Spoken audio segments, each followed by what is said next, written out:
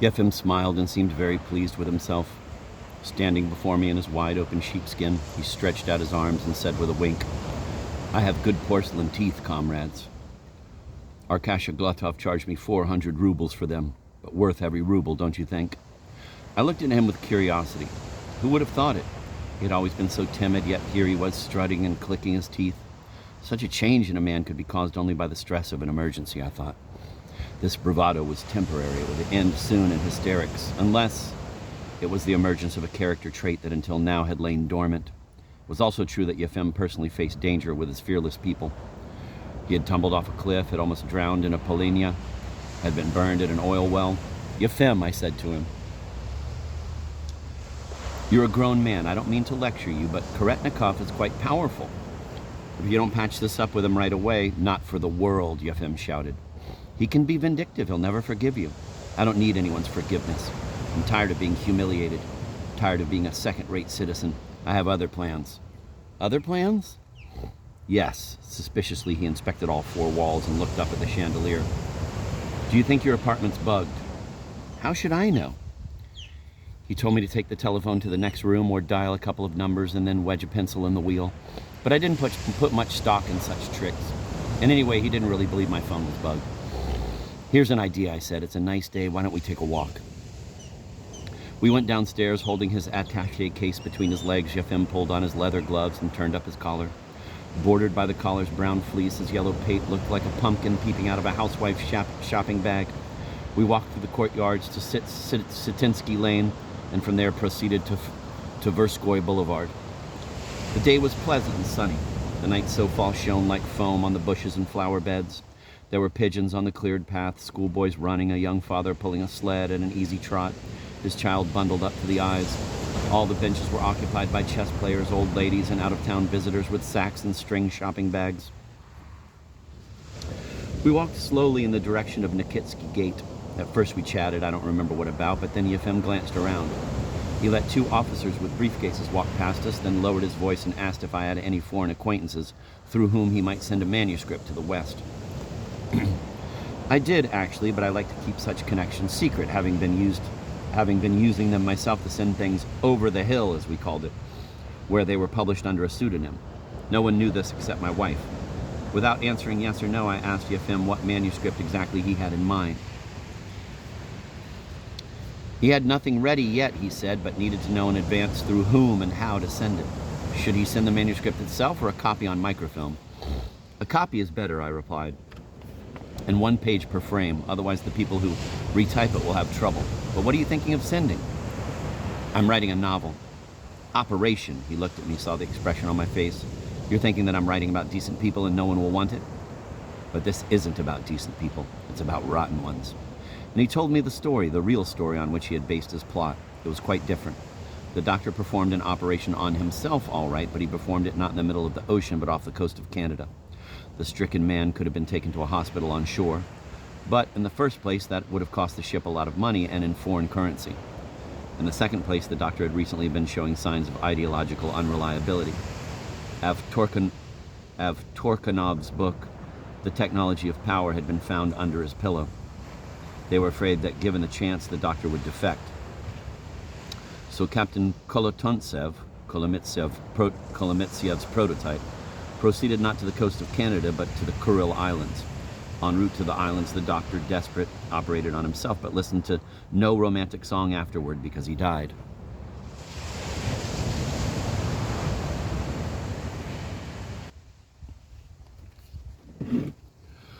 "So what do you think?" Yefim asked. "Will they like that kind of story in the West? The title's dull, but I can think up something better. For example, Harry Carey. Not bad, eh? And I can put in sex, too, if necessary. We had a woman cook on board, and she slept with everyone."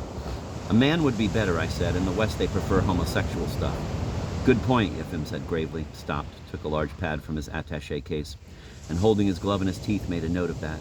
"Actually, we did have one homosexual, but it wasn't the cook. It was the navigator. You won't believe this, but he slept with the first mate." "And what would you call the first mate?" "Boris," he said, not understanding. "I mean, you had 2 homosexuals, not 1, I said. "What makes you say that?" he asked, staring at me. "You tell me the navigator was homosexual and that he slept with the first mate, so what does that make the first mate?" Son of a gun, Yefim exclaimed. Of course. So obvious, and I didn't even think of it. I guess it's because I was caught up in all the other details. Wait.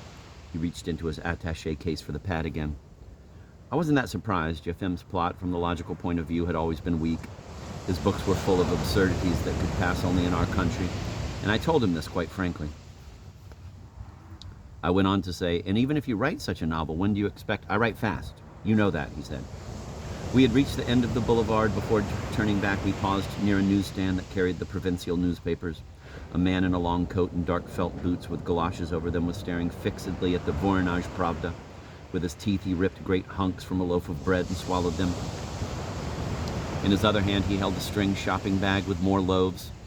Let's suppose you write it fast and it gets published over there. We still don't know if it'll be a success or not. Meanwhile, back here, you'd lose everything unless you ran to Israel. Under no circumstances, Yefim said.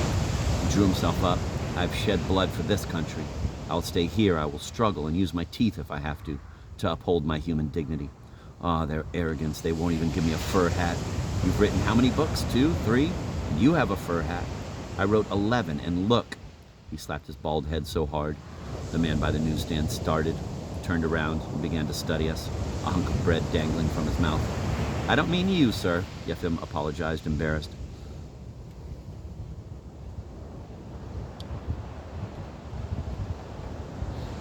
On the way back, I let Yefim know that I had written not 2 books, not 3, but 6, which was not bad for a literary scholar. And no one had given me my goatskin hat. I bought it myself the year before last at a bazaar in Kutaisi. You had an even better hat, I said, but you gave it to Tishka. Yefim stopped. What? Are you telling me to take back that hat? Twirling his attaché case, he gave me a strange look. I advised him not to do anything rash, to consider the consequences. Lifting the sleeve of his sheepskin, he consulted his watch. Excuse me, I have to go. Indifferently, he offered me his gloved hand, pulled his head still deeper into his collar, and walked rapidly toward Pushkin Square. I returned home greatly worried and called Kostya Baranov. Your friend, I said, is out of his mind, in my opinion. Yes, Baranov agreed. I told you, it's depression. It wasn't depression. It wasn't depression Yefim was experiencing, I said, but the opposite. Euphoria, and I feared the worst. What happened? Apparently Baranov hadn't heard yet. I couldn't relay over the telephone, of course, my conversation with Yefim on Tverskoy Boulevard, but I told Baranov about the biting of the finger. He was very impressed. Yefim bit Karetnikov? I don't believe it. He hung up to call Yefim, then called me back. You're right, he's out of his mind, but I congratulated him anyway. Congratulated him? Biting Karetnikov is the most inspired thing he's done in his entire literary career. No sooner did I hang up than the phone rang again. This time it was Yefim. Events march, he announced in triumph. How exactly were they marching, I asked. Yefim heard that Karetnikov, immediately following the bite, had phoned a certain Politburo member with whom he had been friendly ever since the war.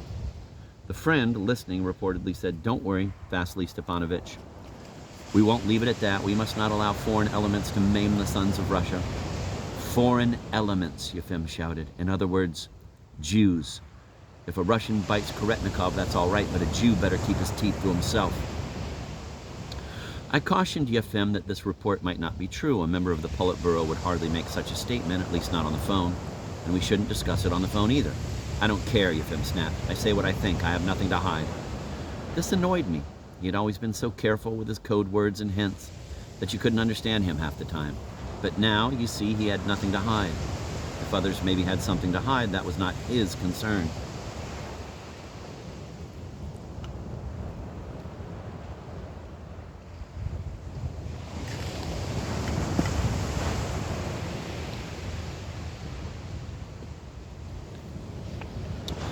The report of the Politburo member's statement regarding foreign elements spread rapidly throughout Moscow, and people's behavior toward Yefim changed dramatically. Some of his acquaintances stopped greeting him and shunned him like the plague. Others drew him off to a corner to congratulate him and praise his courage. Yefim changed, too. In the company of various people, he began holding forth on the importance of human dignity. He remarked that civil fearlessness was far more rare these days than physical fearlessness. He spoke of men who were obedient and timid in ordinary life, but in extreme circumstances became great heroes. Meanwhile, a secret but well-coordinated rejection machine went into operation. First, the Young Guard publishing house told Yefim that his book would not come out this year because of a paper shortage. The Lynn Film Studio, which had invited him to come and discuss a film script, telephoned to let him know that the meeting was indefinitely postponed. On the radio station that was supposed to do readings from Avalanche, the program was bumped in favor of a panel discussion on the evils of alcoholism. When even Geology and Mineralogy returned a manuscript and one he had written on commission, Yefim knew things were serious. Yet he became more militant than ever. He counterattacked. One night he sat down to write a letter to the Central Committee on the subject of corruption, nepotism, and toadyism in the Writers' Union. These abuses were reflected in the size of book printings and press reviews and the distribution of dashas, foreign assignments, and passes to the writers' lodges, and most obviously in the distribution of fur hats. The letter, however, became long-winded and tedious, so Yefim decided to write instead a satirical piece that he would send to Pravda. He inserted a sheet of paper in the typewriter and typed the title. "If the hat fits." He began in a Gogolian vein. "Do you know, gentlemen, what is meant by 'if the hat fits'? We are not talking of hat size. No, they do not assign Ivan a hat in accordance with the dimensions of his cranium. How then, you may ask, dear reader, do they assign it? In accordance with Ivan's rank. To receive a respectable hat, our Ivan must be a secretary of the Writers' Union, an official at least. His chances improve considerably if he laughs at his superior's jokes and belongs to the party. But if he is not a party member, and if, oh horror, he happens to be a Jew." Yefim paused. The part about being a Jew was not very subtle. A little delicacy was in order. It might be better to say that he had a certain insufficiency with respect to origin in his resume. The phone rang. It was Kostya. "Greetings, old man," Kostya said. "There's turbulence in the air." "Turbulence?" Yefim did not understand. "Choppiness, very noticeable." Yefim slammed down the receiver, turned on the radio, twisted the knob in search of German wave. He found it, but the wave was concluding a broadcast with a brief news summary in which there was nothing of particular interest. The BBC was having a jazz concert. On the Voice of America's band, there was the unbroken howl of jamming. Yefim picked up the radio and began running around the room with it, turning it this way, that way, now holding it against the radiator, now swiveling the antenna down. He even banged the set against his knee. Sometimes that helped. Nothing worked. But it was only 8:45, not the best time. Yefim turned the radio off, and at 9 turned it back on. This time the Voice of America came through almost without static. Yefim listened to a report on the new American proposal for the reduction of intermediate-range missiles, tension in the Persian Gulf, increased activity of Afghan rebels, flooding in the Philippines. Then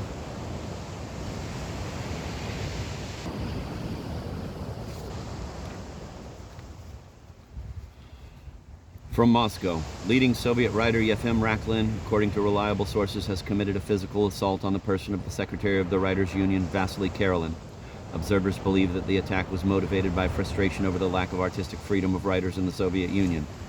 "Kukusha!" Yefim shouted. "Kukusha!" "What happened?" cried Kukusha as she ran in, alarmed. They, Yefim stammered, pointing to the radio. "Just now, they said, about me." "Said what?" Kukusha asked blankly. "They called me leading Soviet writer Yefim Raklin. And they mentioned Karetnikov, too. Got his name wrong, can you imagine? Leading Soviet writer Yefim Raklin." Kukusha looked at her husband coldly. "Baldy," she said finally. "If they send you to Mordovia, I'm not following you there." Mordovia? Yefim had not prepared himself for that eventuality. Still, if they sent him to Mordovia, he would have liked to know that Kukusha would stand by him. Then Tishka walked in, the wolf fur hat in his hands. "Papa, if you don't stop, I'll have to denounce you. Either that or ask Natasha for an invitation to Israel." And he put the hat on a chair and left. Yefim let himself down on the couch and sat for a long time, hands at his temples. "All right," he said quietly with a bitter smile. "My son denounces me, my wife won't follow me. No, she prefers the capital, where she keeps company with generals." "Slut," he roared, jumping up. He clenched his fists, stamped his feet. Out of my study." "Fima," Kukusha cried, "you have no right to talk to me like that." "And you," Yefim shouted, "have no right to be in here where my beautiful heroes live." An evening full of fireworks. When he calmed down, Yefim ran to the bedroom where Kukusha lay sobbing. He tugged at her, begged her forgiveness. She pushed him away, shouting hysterically. Tishka locked himself in his room and turned on the Beatles full blast so he wouldn't have to listen to this. Kukusha went on sobbing, so Yefim returned to the radio in his study.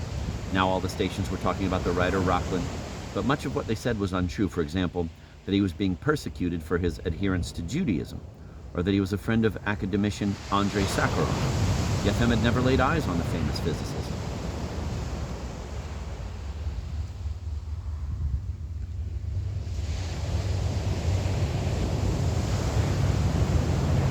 phone rang nonstop. Kostya called 4 times. Other well-wishers called, people he knew and people he didn't. American news correspondents from the Associated Press, Germans from the ADN. A man's voice said, "You don't know me, but I want to say that all honest people are with you." Another voice, cheerful, "Keep this up, Yid, and we'll circumcise your head." Kakusha came running in and knelt before Yefim. "I entreat you, for the sake of your children, repent. Go to Karetnikov, ask his forgiveness, tell him you didn't know what you were doing."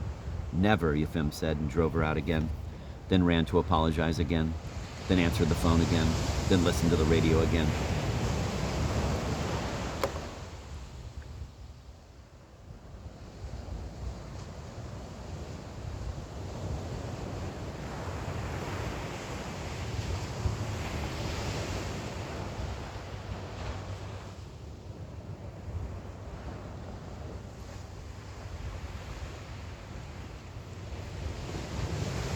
He spent the night in his study on the couch, not taking off his clothes. He covered himself with a woolen lap robe, the radio beside him, and kept turning the knob from band to band. He even picked up Radio Liberty, which he usually couldn't get, and an English language broadcast. He understood only one sentence, but what an important sentence it was for him. "Mr. Rakhlin is a fearless man." Yefim lay awake for a long time, scratching himself and thinking about the fame that had descended on him so unexpectedly. He was in trouble, no question, but the whole world knew him now. He woke up late. Kakusha and Tishka were already gone. While he fried his eggs and brewed his coffee, he received several phone calls. Then a telegram was delivered, which read, "Steady as you go!" Exclamation. EXCL meant exclamation point. But Yefim could not place Mitya. While he ate his eggs and tried to think, Fishkin came bursting in, scared out of his wits. "Fima, what are you doing?" he hissed. "Do you realize that there are 8 million people in the party? It's an army, a mobilized army. Do you have any idea against what you are lifting your hand?" "Solomon Yevseyevich," Yefim said. "What do the 18 million people in the party have to do with it? I'm not opposing them. All I want from them is a good fur hat. Not fluffy tomcat. Rabbit at least, like Kostya's. Especially since Kostya's unknown," he added with a smug grin. "And I'm a writer with a world reputation."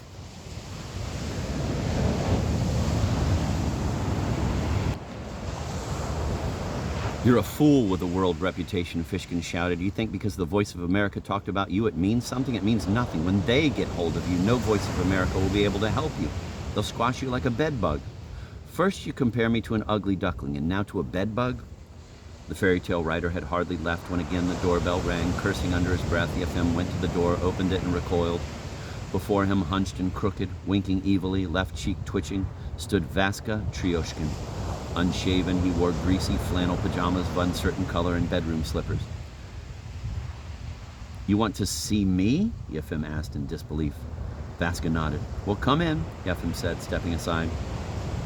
"You'll have to excuse me, I haven't cleaned up my study yet. This way, please, to the kitchen." Vaska, walking down the hall, saw the starfishes mounted on the wall. To his surprise, they did not have 6 points, but only 5. Yefim offered his neighbor a stool and cleared the frying pan from the table. "Would you like some tea, coffee, or something a bit stronger?" Yefim winked. Vaska shook his head. "No, nothing. Yesterday I heard about you from there," he pointed to the ceiling. "Apparently you are known there." "Apparently," Yefim said, not without pride. "Who'd have thought it?" Vaska lowered his voice. "Do you have a piece of paper? Writing paper?" "And," Vaska said. He moved his hand, miming the act of writing. "And a pen?" Yefim said. Vaska frowned and pointed with both hands at the walls and ceiling, where microphones might be located. Yefim ran to his study, afraid that in his absence Vaska would put poison in the coffee maker. He grabbed the first sheet of paper that came to hand, not from the stack of new, untouched paper which he prized, but from the pile that lay at the edge of the desk.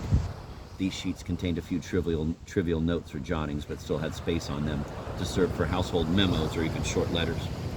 "Here," Yefim put the paper clean side up in front of Vaska and also gave him a pen. Vaska cast another suspicious look around, squinted at the light bulb, which might hold a concealed lens, then waved a hand, wrote, and pushed the paper toward Yefim. Yefim slapped his pockets, ran to get his glasses, and finally read, "Request acceptance into Yid Masons." He looked at Vaska. "I don't understand." Vaska pulled the paper back, added, "Please." He put a hand on his heart and nodded. Yefim shrugged, hands outspread to indicate total incomprehension. He doesn't trust me, Vaska thought. The phone rang. "Excuse me," Yefim ran to his study again. The ring was soft, ominous. Hello, Yefim, this is Lucan. Yes, said Yefim on his guard. Yefim, in Lucan's voice, false cheer. I think it's time we got together. Oh? Yefim sneered. Has something happened? Yefim Semyonovich. Lucan was controlling his temper. You know very well that something has happened. A great deal worth talking about has happened. Meanwhile, Vaska Tryoshkin, sitting in the kitchen, was racking his brains about how to convince Rachlin of his sincerity. In despair, he picked up the piece of paper to tear it in two, but happened to glance at it first against the light and was stunned.